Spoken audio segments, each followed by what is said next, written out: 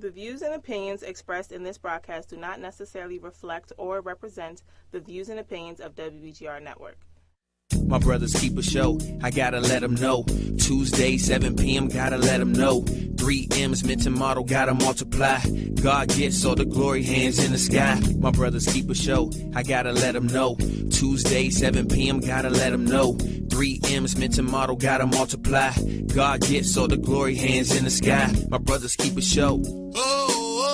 Introduce the host. My brothers keep a show. Introduce the host, Pastor Dr. Michael Green. Are you hungry yet? Come on over to Peru's Chicken, where we're cooking up mouth-watering Peruvian-style dishes like quesadillas, tacos, burritos, yuca, arroz con mariscos, camarones a la parrilla, charbroiled chicken, fresh salads, and so much more. Our friendly staff at both of our locations, Lanham at 9001 Annapolis Road in Lanham, Maryland, or Mitchellville at 12106 Central Avenue in Mitchellville, Maryland, we are ready to serve you. Just come on in. Y claro que sí, hablamos español. Peru's Chicken. ¿Tengo hambre?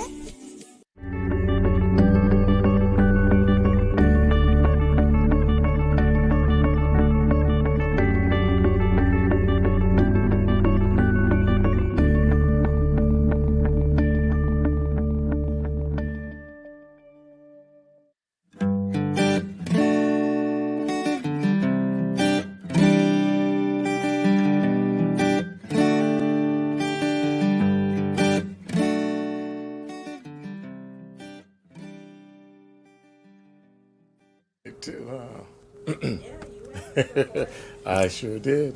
Hey, great evening, everyone. Good evening, and welcome to the greatest show on this side of greatness. Of course, it is My Brother's Keeper, where greater men continue to make men great with a spirit of excellence. Of course, we do know it's a Tony the Tiger terrific Tuesday. And of course, we are making it great.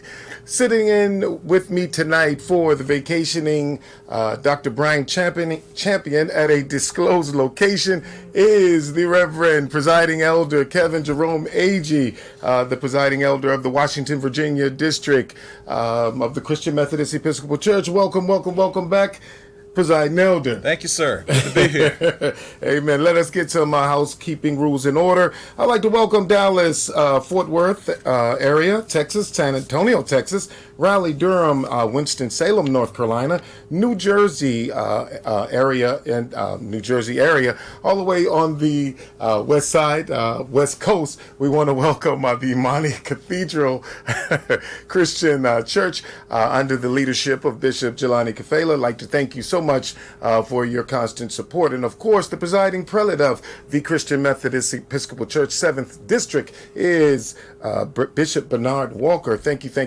for your support equally as well. We definitely thank you. And just like to let you know, the call-in number is 301-429-9247, 301-429-WBGR. Also remember to like and share. What was that? Like and share. And you can pick us up on Roku, as well as downloading the WBGR app onto Fire Stick, as well as now you can watch us on Apple TV. Thank you so much for tuning in tonight for this powerful discussion and topic of what we're going to be discussing tonight. And again, welcome, Presiding Elder Kevin Agee. Definitely welcome you to the house again. I think he's becoming a staple around here, guys. And I think I saw something in my mailbox that said we need to negotiate a contract. Definitely. Welcome. How are you, sir? Doing fantastic, thank you. Doing fantastic. It's good to be here. Good to be in the house. Amen. Well, it's definitely good to have you in the house and just kicking it with us tonight. Hey, just briefly wanted to talk about tonight the Congressional Black Caucus. We do know that next week it is going to be on the horizon, and it's just going to be a powerful event. And just wanted to share with the people, the Congressional Black Caucus has a meeting, this annual meeting, and they bring very powerful topics that need to be discussed about within the African American communities, and definitely am very thankful for the Congressional Black Caucus. Excuse me for getting this together right quick. So, Congressional Black Caucus. Congressional Black Caucus. You want to take off right quick for me? Congressional Black Caucus is wide open. Wide open. Well, let's just say this. In terms of the work of the Congressional Black Caucus, I think they have played a major role in drawing attention to certain issues that impact the African American community, and they, along with other African American leaders in and out of the political electorate arena. I won't say out of the political arena because folk who do organizing are pretty political. Yes. But beyond the arena of electoral politics, there are many leaders who have had a major role in letting folk who run for office know that they at least have to pay some attention to issues involving the African American community, even if they do no more than give lip service. Okay. Unfortunately, sometimes they don't do anything but give lip service. But people know they can't get elected without black votes. I mean, That's people know that That's right. black votes can swing elections. So, That's right. That's so right. there is still a role. I think that in this day and time, if you look at some of the events that are going on around us, in terms of being really intentional about organizing the African American community, there's still much work to be done. I mean, Absolutely. on the one hand, you look at some historical perspective. For example, just thinking about 56 years ago when Dr. Martin Luther King Jr. gave the "I Have a Dream" speech and was talking about the lips of people in Mississippi dripping with nullification, yet some 36 years after the "I Have a Dream" speech in around 1989 or so, Mississippi actually had like the highest percentage of African American elected officials in the country. So there have been some strides that have been made down through the years. You look at some of the icons of Congress. I noticed that Charlie Rangel, who a longtime congressman in Harlem, was one of the co-founders, along with Perrin Mitchell from the state of Maryland and others. But I mean, back in the day, before he got censored, Adam Clayton Powell Jr. had big time power. Yes, sir. Which is probably part of the reason why it was so easy for him to get censored. But there are still constant reminders that we still have a long way to go to get anywhere near equality. So certainly we need to keep organizing. Absolutely. But I would say this, that I mean, I'm as Afrocentric, a pro-black brother as you'd ever want to meet. However, we can't just assume that because folk look like us that they automatically get a pass. I mean, we have to hold folk that look like us accountable. That's right. Just like we hold other folks holding their feet to the fire. Absolutely. Yeah. Every now and then. And I've had friends who are politicians at various levels of government. I've had good relationships with politicians, with municipal politicians, even Congress people, governors, lieutenant governors, etc. Even had the privilege to be in the presence of two living former presidents, namely Clinton and Obama. Okay. But the bottom line is, no matter who is in electoral politics, the people, the masses of the people, need to remind folk every now and then that you work for us. That's right. That's right. Just to mention, I do know that House of Representative Johanna Hayes, the third district, is it the third district of Connecticut? Fifth district of Connecticut. Also, we're going to be trying to get her to come live and interview her. That would be awesome. Yeah, because and she is go ahead. Dynamite. Just dynamite young lady. I mean, genuinely sincere. I think she really demonstrates a heart for the people. Yes. I really appreciate where she came from in terms of feeling a sense of calling to represent the people on Capitol Hill. She's a breath of fresh air. Yes. Very positive new wave of electoral politicians coming through. Especially those women of color. Yes, we got some dynamic women of color on the Hill. Powerful. To give Sister Maxine Waters, the Honorable Maxine Waters, some help up in there as well. So definitely, she will be at the caucus, and we're trying to get her scheduled for an interview as well. Awesome. So, of course, we do know that it's going to be held September the 11th through the 15th in Washington, D.C., and the annual Legislative Conference, ALC, of the Congressional Black Caucus Foundation. It is the leading policy conference on the issues, as you stated before, impacting African Americans and the global black community. And, of course, it's going to be the September 11th, through the 15th. And thought lead DC, we're going to be having the thought leaders, legislators, grassroots organizers, influencers, and celebrities to come together to support the CBC's mission. And their theme next week is 400 years, our legacy, our possibilities. Our legacy, our possibilities. A lot of times we don't really understand, or we don't grab a hold of the legacy. I find that in speaking with many African American brothers and sisters, it's the story, our legacy. It is a hard one, but again, we can't shy away from it. But I find oftentimes that we shy away from it. Why do you think we shy away from that? Our legacy of what we have gone through, or telling of the story that we did not come here in America as slaves. I think it's probably a multi-layered answer to that. I mean, on the other hand, some folk get programmed or brainwashed to the thought process that, that was then, this is now. We're not in slavery anymore. We're not in the back of the bus anymore. We're not we're not legally segregated anymore. So, we've overcome that. So now let's deal with now. You deal with the fact that, a lot of our young people are not really being told our story. That's right. So the experiences are very different. And I mean, even with me being almost 60 years old, I mean, I didn't have the experiences that my parents or my grandparents or generations before me had. I mean, I experienced some things, and some of the racism that I had to deal with in my own life, sad to say, I didn't really recognize it fully until I was an adult. I started noticing a little bit maybe in college, and then in the corporate world, in the workplace.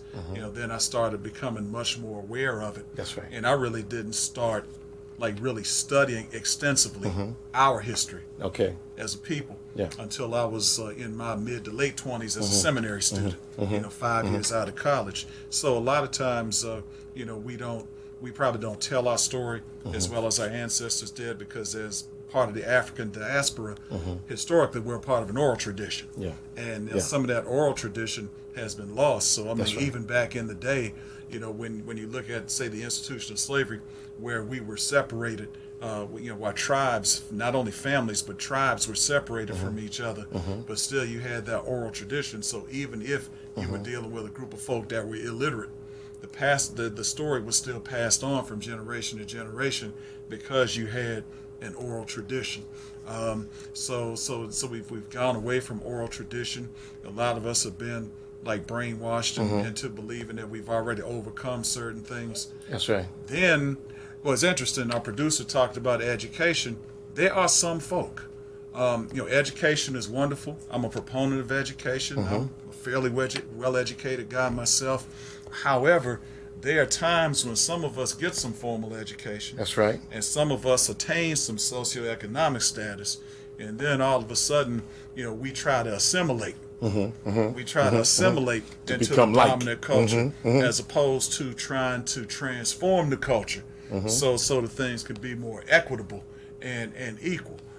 Sometimes some folk make it and they adopt that mindset that some of our brothers and sisters in some aspects of in some corners of circles of the political arena would say they tell other folk, pick yourself up by your bootstraps or whatever. You get, I got mine, you get yours. That's right. The best way you can, as opposed to understanding, as Dr. Martin Luther King Jr. would say, that all of us are interconnected, that all of us are interdependent, that all of us are intertwined, all of us are inextricably interwoven. What affects one of us directly affects all of us indirectly. That's right. None of us is free until all of us are free. So it's really a broad-based perspective on that, on the question that you posed. And a lot of times, folks say, well, we don't want to dwell in the past. And as a preacher and as a theologian, of course you don't want to make an idol out of tradition or history, just like you don't want to make an idol out of anything else. However, you do have to know certain aspects of your history, because it's not just a cliche. You really do have to know where you've come from. Absolutely. In order to know where you're going. Absolutely. And you also have to know where you come from so that you won't repeat some of the mistakes that may have been made in the past. Absolutely. And well, when we talk about the legacy, and our legacy is so rich, and I believe that within the legacy we can begin to understand the disconnection. The disconnection of a man and a woman becoming a family, and from a family they became a clan, and then the clan became a tribe, and then from the tribe it became a nation, and then from the nation it became an empire. But if you break that entity of the man and the woman forming the family to begin the clan, then you've literally just disconnected a flow of wisdom and knowledge of history. So definitely I'm in agreement with you. But at the conference, they're going to have panel discussions on energy issues, artificial intelligence, investing in early stage tech businesses. One of the things with the panel discussion on the artificial intelligence, I was watching the program, a documentary on China. And China's Amazon over there, it's like the robots are just off the chain, man. I mean, they're really just they're really walking and doing and putting packages in correct places, and they have the what do you call those the hovers? What do you call those things that fly? The droids. Drones. The drones. And the drones are going, and I mean, it's a fully automated facility. And you kind of look over here, we still have the basic human element moving and going. But over there, it seems like they're light years, ahead of the program. So I think some of the panel discussions that they're going to have about how to invest early at those tech startups, man, I think it's going to be a powerful entity. So what right now I would like to say that I would like to invite, hey guys, get down there to the Congressional Black Caucus. They're going to have a plethora of information, wealth of information and opportunities, so that we're able to get plugged in. So definitely, I want to invite as many young people as possible. Go ahead, brother. Oh no, I was comfortably waiting for you to finish. I mean, I was thinking, and when you start talking about that artificial intelligence, it just kind of reminded me about technology. And I mean, all of us make use of technology to a certain extent, and technology is wonderful in many ways when it's working properly. But I think there's a danger in becoming so reliant on technology that we just almost displace human beings altogether. If you look at what's happened with the workforce, if you look what's happened in retail industry, for example, if you look what's happened in other sectors of society as well, it's like certain technology has just replaced human beings already, and you already have issues like income inequality, like even people coming out of undergrad with college degrees and tens of thousands of dollars, or sometimes even $100,000 or more student debt, not being able to get really good paying jobs because there are just no jobs left. I mean, it's almost like the manufacturing industry, for example, has just been totally obliterated at many levels. You think about the Industrial Revolution that drove folk from the southern states into the Northeast, into the Midwest. And, now, so you think it'll be another movement? It'll be another revolutionary movement as we move out of one era to another era as far as technology is concerned? Well, I mean, a couple of things. Obviously, we need to ensure that our people are skilled in terms of the training as relates to advances in technology, to be prepared for whatever opportunities might come from it. But by the same token, we still have to advocate for issues around workforce development, for issues around paying livable wages, no matter what the occupation is, and that type of thing, so that we can ensure that folk are not displaced. And normally, I mean, you could look at any issue that's going to be discussed at that particular forum, and there's those folk who don't want to deal with history too much might not want me to go back into history, but I remember some of the words of one of the great icons of the contemporary civil rights movement, Reverend Jesse Jackson. Whenever the white community catches a cold, the black community gets pneumonia. So all of these issues will disproportionately affect black and brown people. Okay. Every issue that's there, the adverse effects will definitely affect black and brown communities disproportionately. So we got to be ready. All right, I agree.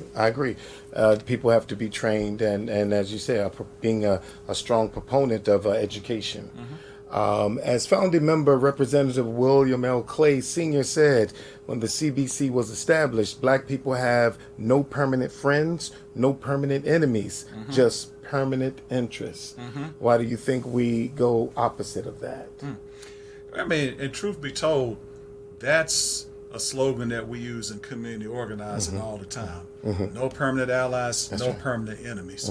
That's why people organize around self-interest. That's right. And when you build relationships with people with power, and I think that kind of goes to what I was saying in the beginning in terms of reminding elected officials, no matter what color they are, what race, ethnicity, et cetera, reminding folk that they work for us. Absolutely. When you build relationships with people of power, I mean, you have to be able to show how it's in their self-interest for them to have the political will to accomplish what you need to accomplish. And there are all kinds of reasons why folk go against their self-interest. I mean, if you look at the last presidential election, for example. Wow. And I have my own opinion as to the fact that, that individual who's at 1600 Pennsylvania Avenue was not legitimately elected. I mean, I do believe, I am one of those who believes that Russian collusion stole the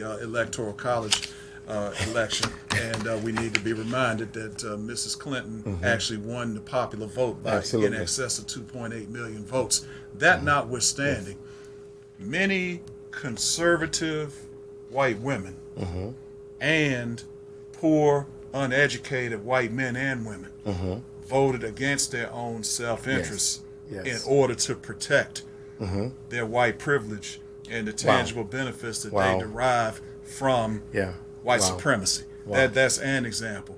With some people, and then be they black and brown people or other people. I mean, honestly, some folk just sell out.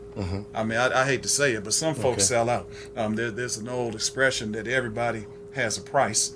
I don't believe that everybody has a price, as we think about some of these icons of the Congressional Black Caucus. I remember the late Shirley Chisholm. Her motto was unbought and unbossed. And the truth be told, when you are unbought you can be unbossed. All right. That's why in community organizing, for example, that's why we never take political grants. We never take donations from politicians, nor do we contribute to political campaigns, because you can't tell Pharaoh, let my people go. When Pharaoh's lining your pockets. That's right. You can't say let my Pharaoh go. I'm sorry, let my people go when you're on Pharaoh's payroll. And you're sitting at his table. That can't be done. The other thing is, a lot of times you look at situations, and I'm not casting judgment or aspersion on politicians. Like I said, I have friends, I've had former parishioners who are politicians. Absolutely. I have politicians that I think very highly of. But I mean, when you're in any type of position of power, you have to really be prayed up, and you have to really be deep in order not to be seduced by that type of power. And that arena, I mean, politics has been controlled by the mob and the mafia for years, and you still have folk with some very deep pockets who are willing to line the pockets, absolutely, in order to get folk. And sometimes when you want to see why certain elected officials voted a certain way on certain issues, even though it's very clear that their constituents want them to go another way, you got to look at where their campaign contributions are coming from. Absolutely. You got to look at who's lining their pockets. Absolutely. Follow the money trail. So there's a reason why the Apostle Paul wrote to Timothy, the love of money is the root of all kinds of evil. The love of it. Not money itself, but the love of it. Not the money of it. The love of money. The money's neither good nor bad. That's right. As a matter of fact, Jesus taught some very valuable lessons about stewardship, using illustrations of managing your money properly. That's right. Namely, the parable of the pounds and the parable of the talents. Ain't nothing wrong with money. That's right. What's wrong with it is if you make it your God, or if you allow it to control you. I mean, that's the problem, and it's what you do with it. I think this is one of the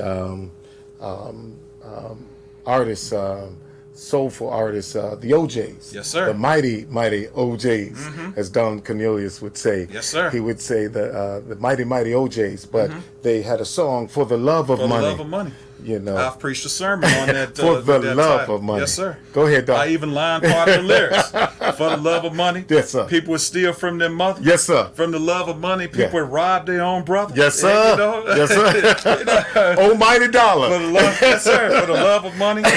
People will lie, steal, and cheat. That's right. For the love of money, people don't care who they hurt or beat. That's right. I mean, we can go a little further. Well, it's true. It's true. I mean, it's a lesson. So we really need to look at that. And one of the things that we really need to do, regardless of color, we really need to get all that money out of electoral politics. That's right. We really need to get total public financing of elections, full disclosures to where folks' campaign contributions are coming. We really need to get the money out of politics altogether. And I think our former president was one of the proponents of getting, having full disclosure of who is investing into your campaign. Absolutely. And then 45 came right in and undid that. Right. Because, again, as you said before, follow the trail. Yep. Follow the trail of the money. You'll find, where that stench is coming from. Absolutely. You'll find where that, that particular evil is coming from. Right. Instead of draining the swamps, he's added some more alligators to the swamp. He put many more in there. Yeah. And again, voting against his own interests as well. The people continue to have voted against their interests, and it's becoming evident because many of even your media are saying, he's not fit, or this was wrong, and so now they're just seeing some of the things that we already saw, and even President Obama, and while he was in office, said this guy is not the guy to run the country. I mean, the sad part of that is a lot of folk did see it and just didn't care. Again, maintaining white supremacy was more important. I mean, white supremacy was the whole basis of his campaign. I mean, it's no secret that slogan, "Make America Great Again," is really "Make America Controlled by White Men Again." I mean, that's basically what that whole thing was about. When you mention white supremacy, tell me a little bit about white supremacy. Basically the ideology that white folk are entitled to control everything. The ideology that black folk are inferior no matter what kind of gifts, skills, or abilities they have. You know, that just the idea that that a person of color is less than a human being, and that, you know, the white man is the standard by which you measure society. That's basically what I mean by white supremacy. I mean, anybody that like has the public support of the Ku Klux Klan in the 21st century. I mean, that ought to tell you something. You know, anytime you have somebody who's occupying 1600 Pennsylvania Avenue getting on TV talking about Ku Klux Klansmen and neo-Nazis, that have some very fine people. You know, anytime you have that, and people can actually actually accept that as normative, and people can actually, you know, find what they think is some kind of intelligent, rational basis to defend that type of speech. That's a problem. But, you know, you talk about elections, and I did notice that one of the issues that's going to be talked about is in terms of elections. You know, what we really need to look at is this whole new wave of voter suppression and voter disenfranchisement. I mean, despite what I said about that collusion, there were just some ridiculous, massive efforts, you know, nationwide in terms of voter suppression, in terms of voter disenfranchisement, and basically you had 2 gubernatorial elections that were literally stolen. I mean, one was obviously stolen in Georgia with Stacey Abrams. I mean, here's the guy. You know, here's the guy who's like the Secretary of State, basically making rules that were gonna make it easier for him to get elected. And then, you know, after he got in the middle of the race, he all of a sudden he's going to resign. You know, but you know, he didn't change anything. I mean, he did what he needed to do to hook himself up. Then he resigned. Now he gets elected the governor. You know, anybody with an ounce of common sense knows that election in Georgia was stolen from Stacey Abrams based on the rules. And Andrew Gillum down in Florida. So you have 2 gubernatorial elections that were stolen, where you could have had 2 dynamic African American governors. So voter disenfranchisement, voter suppression, that's going to be a major issue this time around. And you already have efforts in place. Like just recently, in the past week, I was looking at an article that came through the news via social media about, I believe it was in the state of Alabama. There was a district where they passed a law, you know, requiring IDs, you know, in order for folk to vote. And as soon as they passed that law, they closed down branches of the Motor Vehicle Administration in African American communities. So what used to be, you know, now we're living in a climate where things that were covert for decades, now racists are emboldened and empowered to be overt with it. You know, they don't even have to try to hide it now. They can just be blatantly obvious with it. And so we really need to fight. We need to organize. We need to get folk to vote, and we need to make full use of absentee ballots and provisional ballots, and we need to start now. That's right. And we also need to get and we actually need to get folk to vote in off-year elections too, not just presidential elections like we have in 2020, but we need to vote in those school board elections where folk make policies. We need to vote in municipal elections. That's it. Those places. Now, I did pastor in one state where they didn't have county government elections, but in areas where they have county government elections, you need to vote in those county government elections. Absolutely. You know, you need to vote for sheriff. You know, you need to vote for all that. And folk need to go to some of these meetings too. Folk need to go to some of these planning and zoning commission meetings, board of education meetings, et cetera, city council, county council, board of alderman meetings, whatever it's called, in your various municipalities or in your various district where you live. We need to be a part of that. And truth be told, it's intentional to try to keep folk intentionally try to minimize civic engagement. That's right. See, I've been on the other side before. Even though I determined that God was not leading me to be an electoral politician, I decided I wanted to go more toward community organizing. When I pastored in Bridgeport, Connecticut, I was actually a redevelopment agency commissioner. When I left there, I was a Bridgeport redevelopment agency, housing site development agency commissioner. 5 of us basically made decisions on what development was going to take place in the city of Bridgeport. I was the only black person on there. And it was 3 white men a white woman who was the only Republican on there, and I was the only black person on there. Now they probably glad that the bishop moved me from there, because the white Republican female and I, when we got in the commission in our meetings, we were the voice of conscience. We were the voice of the people. We were like, well, what's the community gonna say about this? Because when the various boards and commissions of government, when they had meetings. Now, how many people read the legal notice section of the newspaper? Do you read the legal notice section of the newspaper? Often, very few. Very few. Very few. You very do? Few times. Well, our producer does. See, so our producer reads it every week. Yes. God bless you for being so enlightened. But here's the news flash. Okay. The average person, unless they just afraid that their property's in a tax lien sale, or they have some other specific reason, the average person is not going to read the legal notice section of the newspaper. And when those boards and commissions plan meetings, what they do is they originally scheduled them for the smallest conference room that's in the city hall or whatever building they're meeting in. If there's a state statute that says how long you got to advertise the meeting, if it says that you have to advertise the meeting between 10 days and 5 days before the date of the meeting, they'll run one ad like 9 days before the meeting. The ad will be the minimum size print that you can get in the local newspaper. In other words, they don't really want nobody to see that, because they don't really want nobody to show up. Now, if word gets out that the issue is hot enough, that it's going to be controversial enough, that folk are going to want to come, say a little something about it, then it'll move from a little conference room that barely seats the 5 commissioners and then a couple of guests. It might move to, say, a Board of Education conference room that seats like 25 or 30 people, or if it's big enough, it might move to the council chamber of the city hall. But the bottom line is, folk in power, they really don't want civic engagement. They don't want you to ask any questions. They just want folk to rubber stamp everything. And basically, that's kind of why I'm sure a lot of folks are glad I'm not up there anymore, because it's not that I disliked anybody, but I wasn't just going to rubber stamp everything that the mayor and the director of planning and economic development wanted to do. No, we're going to ask some questions. That's right. And we want the people to have a chance to voice concerns and raise questions about how it's going to impact their community, not just rubber stamp it just because you say that's what we need to do.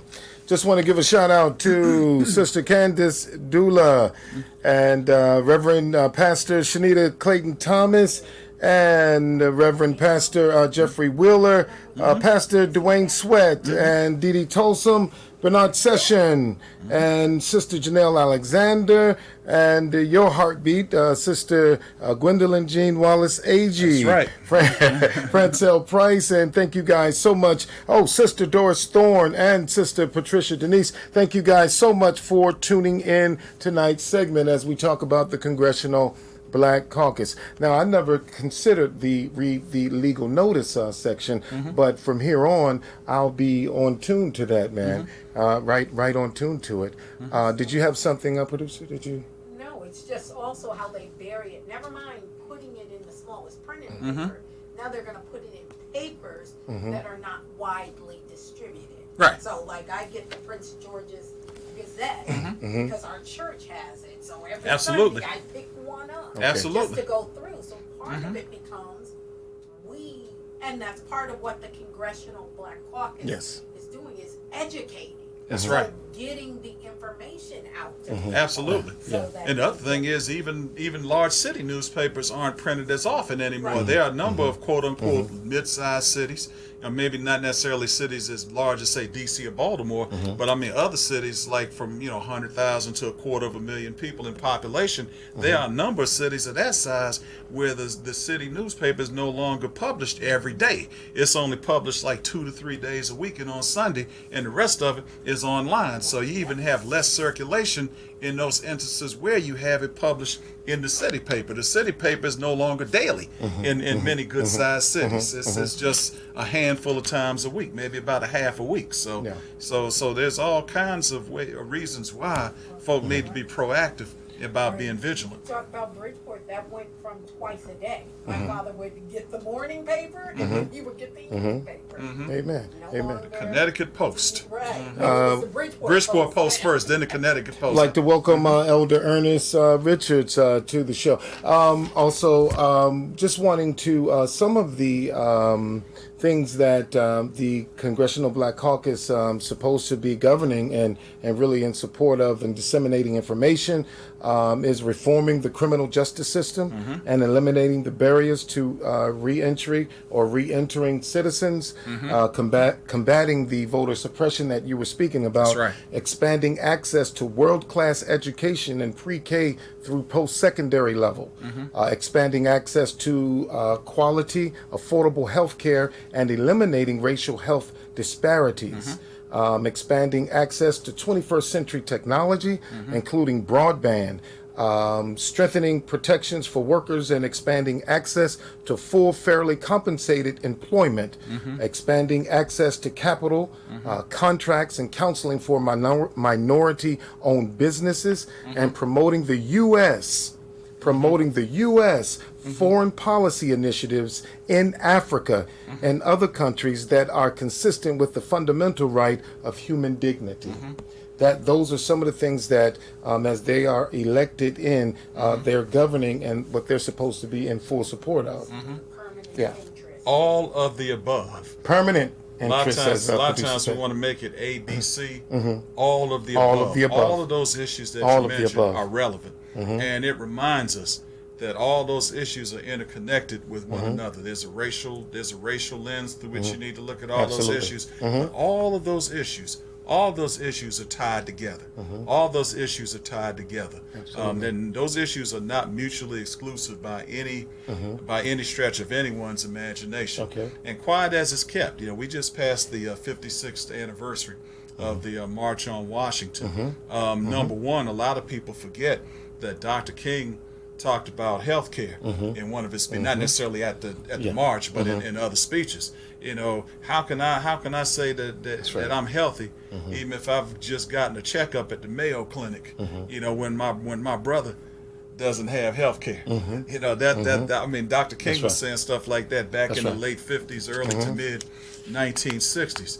What's probably lost, we all get caught up because the I Have a Dream speech is arguably, the most awesome, if not one of the most awesome speeches that Dr. King ever rendered.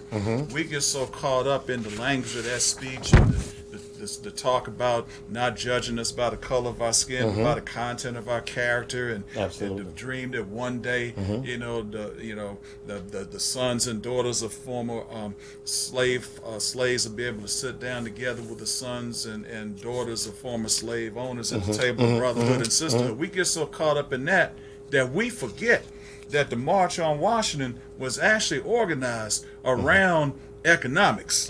It was actually organized around economics. It was arranged around around economic opportunity for all people. Asa Philip Randolph and the Pullman Porters Union, the Sleeping Car Porters Union, the key organizers.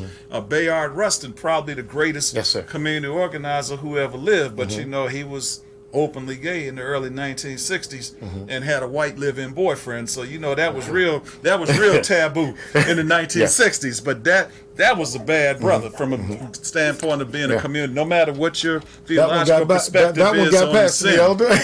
No matter what your theological perspective is on sin, that's not the issue. The issue is the man was a genius in terms of community organizing, and a lot of folks say that it was actually Rustin that encouraged Dr. King to go to India and meet with Gandhi about that nonviolent resistance. So it's very interesting, some of the folk that really contributed. But the bottom line is, historically, that was a move about economic justice. Now, my favorite King speech, I would say my second favorite. My favorite is probably the drum major. The drum major speech is my favorite. I would say I Have Dreams. Maybe I'm just crazy, but I Have a Dream is actually my third favorite King speech. I mean, I like the drum major factor first, but then I think my favorite is I've Been to the Mountaintop. And if you remember the context of the I've Been to the Mountaintop the night before he was assassinated, he was in Memphis, Tennessee. advocating for the striking sanitation workers. You remember those brothers walking around holding the sign saying, "I am a man." So all of those issues are intertwined. All of those issues are interconnected. None of those things that you just named on that list of issues are mutually exclusive. All of those issues need to be addressed. Amen. Well, one of my favorite ones is starting at the Birmingham jail letter, holding people accountable. Yes, sir. And A Knock at Midnight. Two of my favorites. And I would say I Have a Dream would be one of my fourth, but third would be possibly the Drum Major Instinct. Right. Just being accountable to serving our brothers and our sisters. But definitely, I think we kind of allow someone else to paint the narrative when we hear "I Have a Dream," because we're supposed to always be hand in hand. But yet still, we're supposed to be progressive. But we take in the narrative of what's been given to us, and it clouds our vision. And so therefore, we're looking for holding hand in hand while somebody kicking us in our backside. It's interesting you say that, Dr. Green, because I'm gonna tell you what I love most about the Drum Major Factor speech. It's the fact that it encourages self-sufficiency and it encourages leadership development. And I think we might have mentioned it on one of the previous shows that a lot of folk teach that lie that true leaders are born, not made. But fact of the matter is, the experts in leadership will tell you that more than 90% of folk can be developed into leaders. And what I like about the Drum Major Factor is it calls everybody to leadership development. That's right. And basically, the part of that speech that I love is, anybody can be great.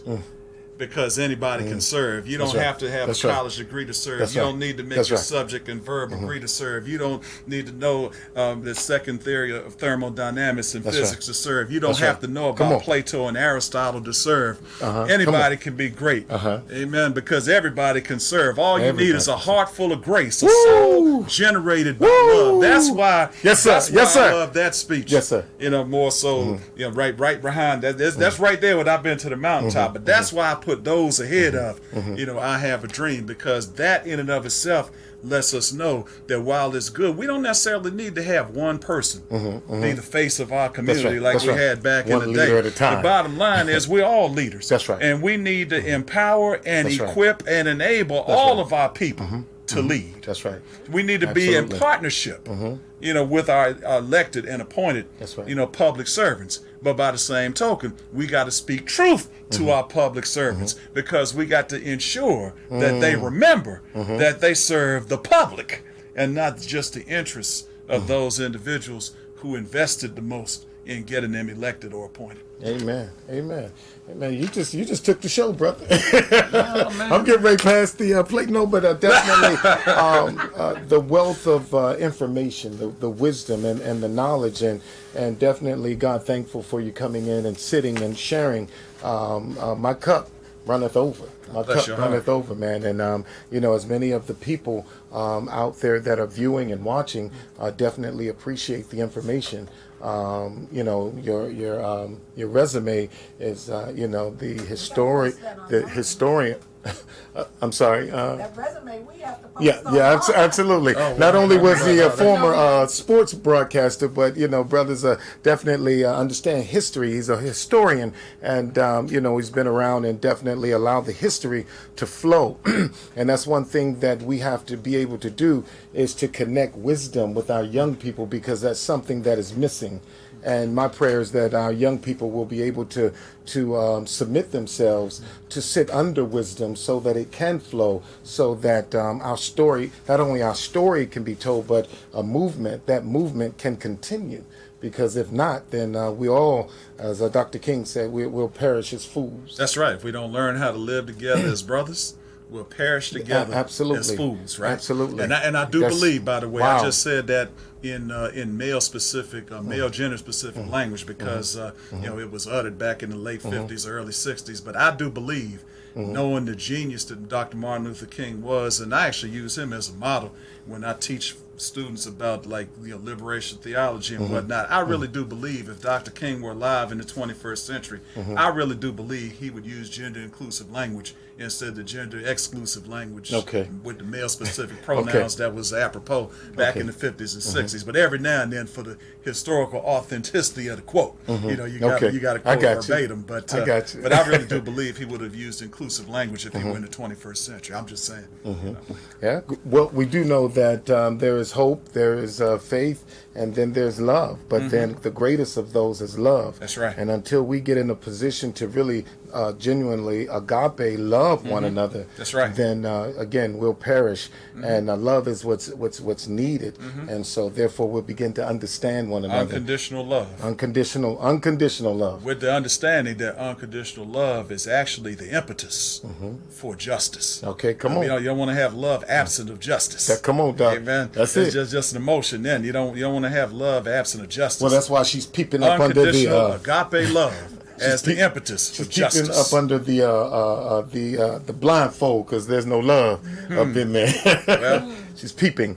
And so, yeah, absolutely. Was that Rolls Royce? Love don't live here anymore. That's a different. It's a different type of love. It's a different type of love. You done took us somewhere else, man. No, it's a different type vacancy, of love. Right? I know something beside hymns and anthems. Everybody has a past, right? I mean, absolutely. People need to stop trying to front. Everybody acts like you're going straight to hell if you know some secular music. No. Ain't no need trying to front. Well, we definitely relate music to our life experiences. Absolutely. So definitely. Matter of fact, any black sociologist will tell you that one of the most effective ways to study the ethos, the collective character of a people, is to study is popular folk music. That's how you study the ethos of a culture. That's one of the most effective ways to study the ethos of a culture is through its folk music. That's right. People speak through music. Or another way, art is definitely an imitation of life. Amen. That was a good movie, by the way. Which one? Imitation of Life? Oh, it was deep, Doc. Yeah. Yes, sir. The one with 1959, the year before I was born. But it was deep. What's it? The one with Lana Turner? Yeah. Yes. The one with Lana Turner. I like that one better. Yeah. That was the second one? Okay, I like that. Right, that was the one that's more pop. There was an earlier one back in the 40s and whatnot, but the one from 1959 is the one that really that's the tearjerker. That's the one that folks show when they want to do education, especially if we use it in black Jackson church. was in that one, right? Yeah, at the funeral. At the funeral. She sang sang at the Sooner funeral. We'll Be Done with the Trouble of the World at the funeral. And then she immortalized that again with Dr. King, right? Yes, she did. Yes, she did. Yes, she did. All I know, the scene with the carriage. One movie I definitely saw from beginning to end. That's right. That make you want to treat your mama right. And it's still a team. If you've seen it 4 or 5 times, it's a tearjerker. I remember first seeing it. And the sad thing about that is some of the same issues that we wrestle with in that are wrestled with today in terms of folk forgetting about their identity, etc. So don't sleep. Yeah, absolutely. Never that. Before we say goodbye, we have. It's a celebrate. Dr. Green's birthday. I got a birthday. All right. Oh, wow. All righty. Pineapple upside down. Man, awesome. look at here. Ladies and gentlemen, we can get the That's all right. Everybody else, you get cupcakes. Well, that's all right. I mean, it's look, as Mr. Brown would say, it's a celebrate. Isn't that right? Happy birthday to you. Happy birthday to you. You know, Elder's the singer, right? Happy birthday, Dr. Green. Happy birthday to you. Amen. Happy birthday to you. Happy birthday to you. Happy birthday. Happy birthday. Okay, all right. All right. That's it. God bless you, my brother. God bless you. Thank you, brother. We can't do a candle in the studio. If Champ were here, Champ would probably say you didn't put the candle on there because Mike was too old to blow it out. That's what Champ would say if he were here. So in honor of him, you just thought you say that, right? I'm just saying, man. You just thought you stand in for him, right? Presiding Elder, that's your supervisor. What you gonna do to me, man? Okay, thank you, Corey. Thank you, Corey. Oh, we got the noise maker. All right, now we got the horn and everything. All right. Thank you so much. I greatly appreciate it. But honestly, this year has been very eye-opening and a transforming year for me. And more to come and more to share. But God thankful for another birthday I'm able to share and to be here at the studio, My Brother's Keeper. And what God has given unto me to birth and to be able to bring others along and just with their exceptional talents and abilities. And but I'm just God thankful for another year. And to serve in love, and continue on the transformation that God has me on in my life. So God thankful. Thank you. Amen. And this is rich. This looks good. It does. It looks awesome. And I'm not sharing either. I'm not sharing. It's your birthday. You don't have to. Cupcake. But thank you so much for your work. You're doing a great work here. Amen. God bless you. You're reaching a great audience. You're really touching the lives of people, and it just shows one of the ways that we can positively use technology to bless the people of God. So thank you so much for your work. It's an honor and a privilege to be able to share not only the celebration of your special day tomorrow, a night early tonight, but it's a joy to be a small part of this journey with you. Keep up the good work, my brother. God be with you. God bless you. God use you. Appreciate you. Amen. Right. Thank you, sir. Amen. Producer, did you have words of that you? Happy birthday. And she said she bought the pineapple upside down. Pineapple with the strawberry and some cream on it. She said she playing the party. She did her part, right? Amen. I can't come after his words of wisdom. Amen. And encouragement. Amen. Amen. Sure you can. God thankful. God thankful. But she wink. It's all good. Amen. But God thank you. Y'all know you boosting my ego, right? God thankful. I won't be able to find a hat to fit my head when the weather gets cold. First Lady Agee, we're going to work with him. By the time he get home, he's going to be able to get in the house, okay?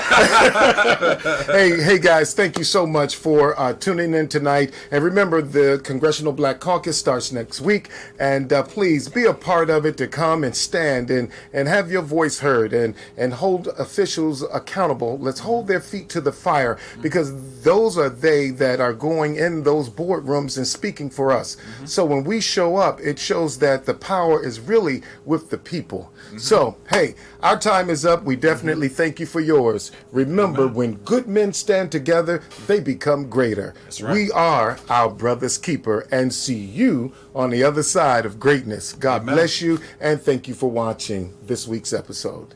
Amen. My Brother's Keeper Show. I gotta let them know. Tuesday, 7 p.m. Gotta let them know. 3 M's mental model gotta multiply. God gets all the glory, hands in the sky. My Brother's Keeper Show. I gotta let them know. Tuesday, 7 p.m. Gotta let them know. 3 M's mental model gotta multiply. God gets all the glory, hands in the sky. My Brother's Keeper Show. Introduce the host. My Brother's Keeper Show. Introduce the host, Pastor Dr. Michael Green.